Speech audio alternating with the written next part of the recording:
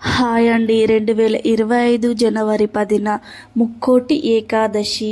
కోటి పుణ్యాలకు సాటి ఈ ముక్కోటి ఏకాదశి ఏడాదిలో 12 నెలల్లో 11వ పుష్యమాస ఈ నెలలో పౌర్ణమికి ముందు వచ్చే శుక్లపక్ష ఏకాదశిని ఉత్తర ద్వార దర్శన ఏకాదశి, ముక్కోటి ఏకాదశి, వైకుంఠ ఏకాదశి అని పిలుస్తారు. ఈ రోజున వైకుంఠ ద్వారాలు తెరుచుకొని శ్రీ మహావిష్ణువుకు మేలుకునే ఈ రోజు, అందుకే వైకుంఠ ఏకాదశి అని పేరు. హైందవుల పండుగ అని అయితే చంద్రమాన ప్రకారం జరుపుకుంటారు. కానీ ఈ రెండిటి కలయికతో ఆచరించే పండుగే ఒకటి, అదే ముక్కోటి ఏకాదశి. సూర్యుడు ధనుస్సు రాశిలో ప్రవేశించిన తరువాత ఏకాదశి రోజున ముక్కోటి ఏకాదశి అంగరంగ వైభవంగా జరుపుకుంటారు. ముక్కోటి దేవతలకు అందరూ కూడా శ్రీ మహావిష్ణువును దర్శించుకుంటారని ఒక గాథ. అందుకే ఈ రోజు ముక్కోటి ఏకాదశి అనే పేరు వచ్చింది. రాక్షసుల శాప విమోచనం కలిగించిన వారికి తన వైకుంఠ ద్వార వర్ధ దర్శనాన్ని అనుగ్రహించాడు విష్ణు భగవానుడు. ఎవరైతే వైకుంఠ ద్వారాలు పోలిన ఉత్తర ద్వారం అని నిర్మించి స్వామిని దర్శించుకుంటారో వారికి మోక్షం ప్రసాదించమని వేడుకుంటారట. వారిద్దరి కూడా అప్పటి నుంచి ఉత్తర ద్వారం గుండా శ్రీవారిని దర్శించుకునే ఆచారం మొదలైంది. ఈ ఏకాదశి రోజున వైకుంఠంలోని శ్రీ మహావిష్ణువు వారి అంతర్గంగా ద్వారాలు తెరుచుకుంటాయి.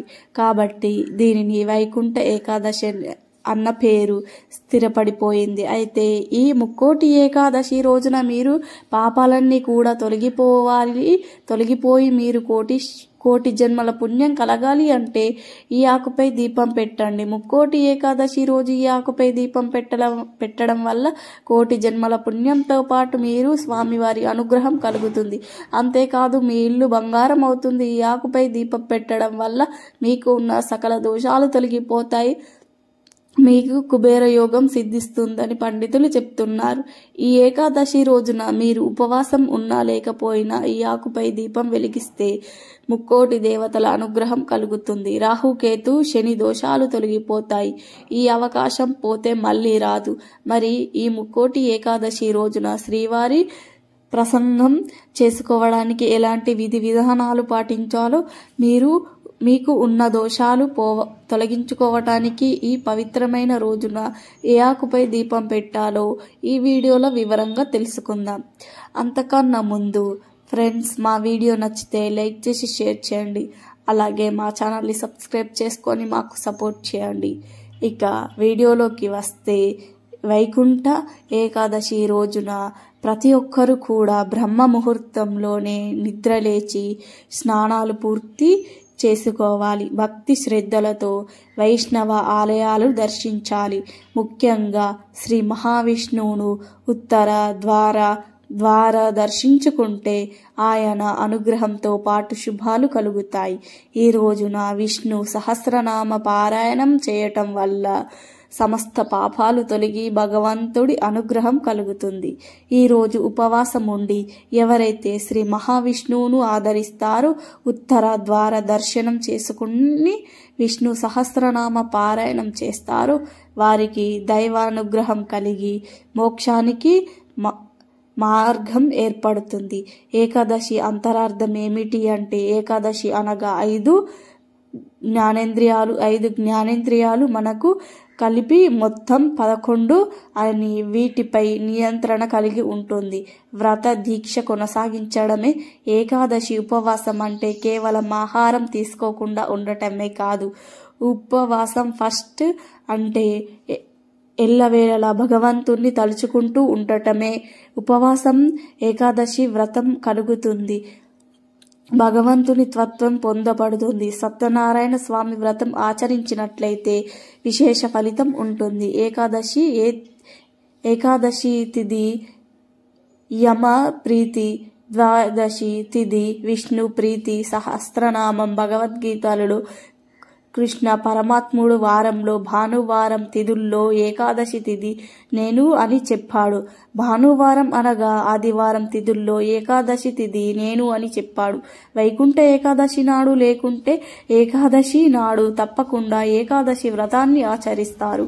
ఈ వ్రత విధానం ప్రకారం దశమి నాటి నుంచి ఉపవాసాన్ని ఉపక్రమించాలి. ఏకాదశి నాడు కేవలం తులసి తీర్థాన్ని మాత్రమే సేవిస్తూ ఉండాలి. ఆహారానికి దూరంగా ఉండాలి. ముఖ్యంగా ఏకాదశి నాడు బియ్యంలో రాక్షసుడు నివసిస్తూ ఉంటారని చెప్తూ ఉంటారు. బియ్యంతో చేసిన పదార్థాలు పూర్తిగా నిషేధమని కరాఖండిగా చెప్పేందుకు ఈ మాట అని అంటారు. ఏకాదశి నాడు కేవలం ఉపవాసం ఉండటమే కాదు, ధ్యానంతో జపతపాలతోనూ కాలం గడిపేయమని సూచించారు పెద్దలు.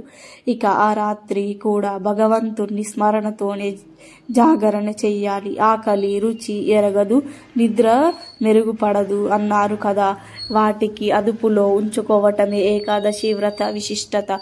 ఇక మరునాడు ఎవరికన్నా అన్నదానం చేసి ఆ తరువాత ఉపవాసం విక్రమించాలి. వైకుంఠ ఏకాదశి నాడు వైష్ణవాలయాల్లో ప్రత్యేకంగా తెరిచి ఉండే వైకుంఠ ద్వారం గుండా స్వామివారిని దర్శించుకునేందుకు భక్తులు ఎదురు చూస్తూ ఉంటారు.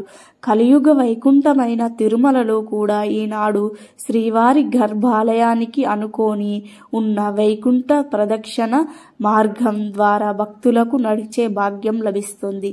ఏకాదశి నాడు తిరుమలలో జరిగే మాల అయ్యప్ప స్వామివారి ఊరేగింపు, ద్వాదశి నాడు స్వామివారి పుష్కర నిధిలో జరిగే చక్ర స్నానాలను దర్శించిన భక్తులకు పునరీతులు అవుతారట. ఏకాదశి రోజున ఎన్ని పనులు ఉన్నా మీరు పొరపాటున కూడా ఈ 5 పనులు చేసినట్లయితే మీపై స్వామివారి కోపం వస్తుంది. జన్మజన్మల పాపాన్ని మూటగట్టుకున్న వారు అవుతారు. అందులోనూ మొదటి ఏకాదశి రోజున పరమ పవిత్రంగా ఉండాలి. నేడు మీరు ఉపవాసం చేయాలని సంకల్పించుకున్నట్లయితే ఎట్టి పరిస్థితుల్లోనూ కూడా భోజనం చేయకూడదు. అదేవిధంగా పండ్లు ఫలాలు కూడా తీసుకోకూడదు. కేవలం తులసి తీర్థం మాత్రమే సేవించవచ్చు. ఏకాదశి రోజున మీరు వ్రతం ఆచరించాలి అనుకున్నట్లయితే పరిశుద్ధమైన మనోభావంతో ఉండాల్సి ఉంటుంది. ఎలాంటి ఆందోళనలను మనసులో పెట్టుకోకూడదు. ఎవరి పట్ల కూడా హాని కలిగించాలని ఆలోచించకూడదు.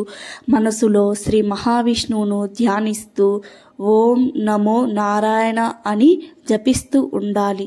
ఈరోజు మధ్యాహ్నం మాంసాహారం అంటే వాటి జోలికి వెళ్ళకూడదు. అలాగే శ్రీ సాంగత్యానికి దూరంగా ఉండాలి.